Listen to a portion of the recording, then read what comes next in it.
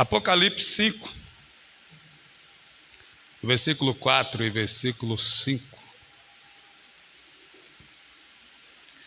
Está escrito assim: e eu chorava muito, porque ninguém foi achado digno de abrir o livro, nem mesmo de olhar para ele. Todavia, um dos anciãos me disse: não chores, eis aqui o leão da tribo de Judá, a raiz de Davi, que venceu para abrir o livro e os seus 7 selos. Todavia, um dos anciãos me disse: não chores, eis aqui o leão da tribo de Judá. Senhor Jesus, como é bom te servir e te adorar. Saber que o Senhor é um Deus grande, fiel e poderoso, adorado pelos anjos, arcanjos, querubins, serafins, mas que para ouvir a adoração deste povo. E este povo, meu Pai, tem a alegria e o prazer de vir à tua casa te adorar e ser alimentados pelo céu, pela tua palavra. Continue nos alimentando e nos sustentando em nome de Jesus. Amém. Deus abençoe. Pode sentar.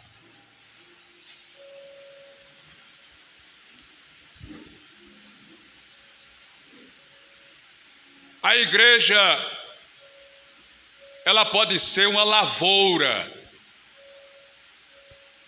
Ela também pode ser um jardim.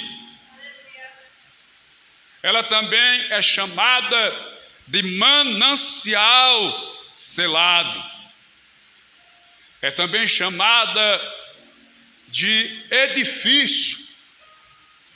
Também é considerada um hospital. Também é chamada de lua. Também é conhecida como rebanho e como noiva. Essas são as características da igreja, que pode ser uma lavoura.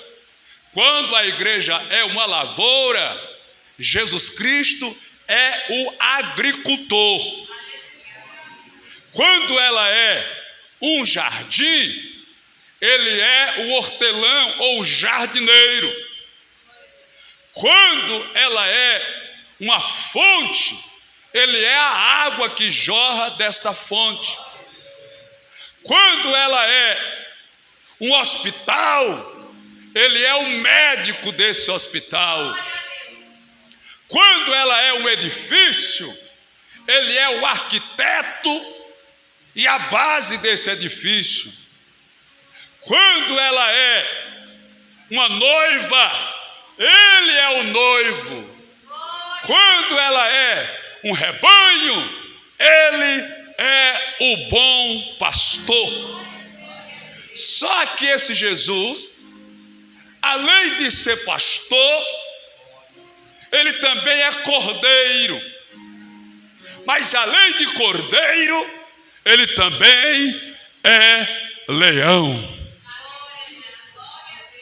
Quando a igreja está na posição de rebanho, ele aparece como bom pastor, e ele mesmo dissera que o bom pastor dá a vida pela igreja ou pela ovelha. Mas aí, ele também é cordeiro, que foi revelado muitos séculos antes, quando Abraão, subindo o monte lá em Moriá, o Isaac pergunta: eu estou vendo o fogo, a madeira e o cutelo, mas cadê o cordeiro para o holocausto? E a resposta de Abraão é: Deus proverá para si o cordeiro. E lá em cima do monte, quando Isaac está sobre o altar, prestes a ser imolado, e o anjo aparece e lhe diz: não faças tal coisa, porque agora eu sei que temes a Deus. E ele tira o Isaac de sobre o altar, e de repente ele olha e vê um cordeiro, e esse substitui o lugar de Isaac, pois assim estava a igreja, assim estávamos nós, prestes a ser morto, mas aí apareceu um cordeiro para morrer no nosso lugar. Séculos depois, milênios depois, João, que é a voz do que clama no deserto, está batizando no Rio Jordão, e de repente na fila dos batizandos aparece um que deixa João sem fala, João estático, João sem ação, e alguém talvez pergunte: o que foi que houve, João? O que é que está acontecendo? O que é que tu viste? Aleluia, o que é isso? Aí a Bíblia diz que ele aponta para Jesus e diz: eis aqui o Cordeiro de Deus que tira o pecado do mundo. Se tem alguma razão ou algum motivo para você celebrar o Natal, não é porque você comprou um peru da Chester, não é porque você comprou um panetone, não é porque você ganhou um presente, não é por causa do tal do Papai Noel que sai com um saco nas costas. Se você tem algum motivo para louvar ou comemorar o Natal, é porque Jesus Cristo, aleluia, nasceu. Como foi lido, Deus amou o mundo de uma tal maneira que deu o seu Filho unigênito, para que todo aquele que nele crê não pereça, não morra, mas tenha a vida eterna. Só que esse cordeiro, ele passa pelo processo terreno, ressuscita ao terceiro dia e vai para o céu.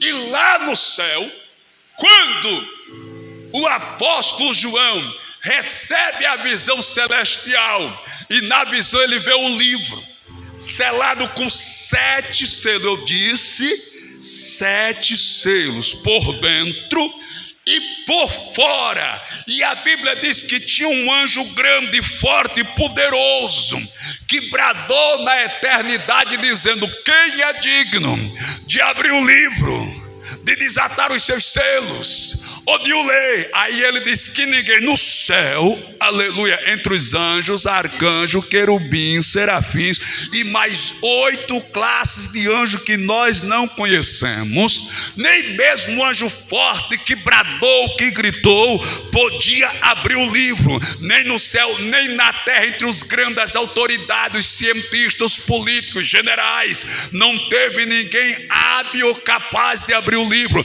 muito menos debaixo da terra. Aí João fez o que qualquer um de nós faz quando tem um problema que a gente não consegue solucionar, quando tem alguém doente que a gente não vê resultado, a gente não vê resposta do médico, quando acaba-se o dinheiro, quando tudo se acaba, todas as portas se fecham e o problema é grande e preocupante, a gente entra em desespero e normalmente começamos a chorar. E foi o que fez João diante da situação que lhe é proposta, que lhe é apresentada. Ele não vê saída, não vê resposta, não vê solução, ele decide chorar. Porém, meu irmão, quando nós choramos diante do problema, pode ter certeza, uma resposta da parte do Senhor virá.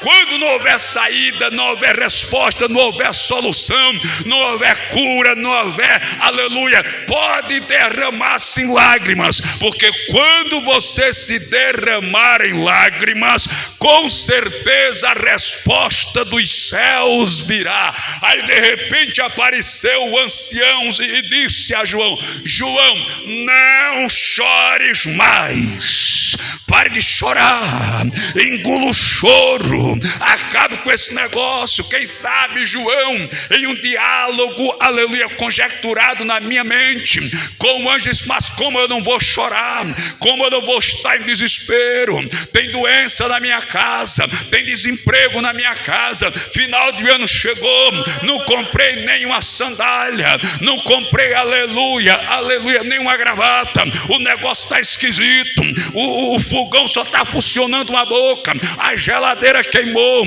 o sofá está furado, a despensa está vazia, ninguém nem me chamou para ir jantar com ele, tive que comer 40 com ovo frito na margarina porque o óleo soia já se acabou. Como é que eu não vou chorar? Olha a situação, olha a luta, olha a prova. Aí o ancião disse: não chores, aleluia, porque eis aqui o leão da tribo de Judá, a raiz e a geração de Davi, que venceu para abrir o livro que ninguém podia abrir, desatar os seus selos que ninguém podia desatar, e ler a sua mensagem que ninguém podia ler. Não, você não entendeu, mas eu vou melhorar.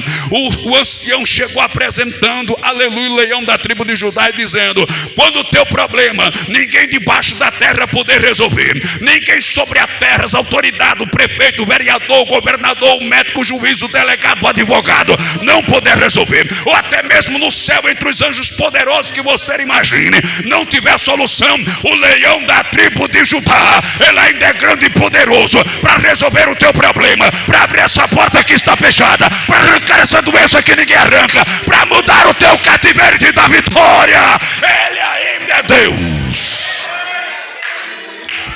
Aleluia.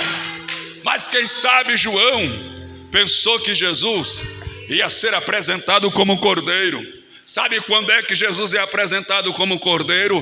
Quando existe pecado. Quando existe pecado, ele é apresentado como cordeiro. Assim também, quando existe doença, ele é apresentado como médico. Assim também, quando existe causa na justiça, ele é apresentado como advogado. Assim também, quando existe guerra, ele é apresentado como general, louvado seja Deus. E aqui ele é apresentado como leão, porque eu vou lhe explicar. Porque na conjectura humana, o leão representa o rei, mas Jesus não é simplesmente rei, ele é rei dos reis e senhor dos senhores, aleluia. Um dia ele veio como cordeiro, mas ele vai voltar como leão. Um dia ele veio como homem, mas vai voltar como um Deus. Um dia ele veio e foi morto, mas ele vai voltar com a vida eterna e ninguém o mata mais. Um dia ele veio, aleluia, e entrou em Jerusalém montado em um jumentinho, mas um dia ele vai voltar montado em um cavalo branco, com um manto sobre a sua coxa, aonde vai estar escrito Rei dos Reis e Senhor dos Senhores. Ei, eu sei que a época é de celebração e comemoração do menino que nasceu, mas esse menino cresceu, se tornou homem, foi crucificado, morreu, foi sepultado, mas ao terceiro dia ele ressuscitou e tem todo o poder nos céus e na terra. E eu não adoro mais ao menino, eu adoro a um Deus todo poderoso, que venceu Satanás do inferno e tem todo o poder nos céus e na terra. Glória a Jesus. Fique de pé, por gentileza. Que Deus te abençoe, que você possa celebrar a chegada desse rei na sua vida, na sua história, porque ele é grande e ele é poderoso. Aleluia.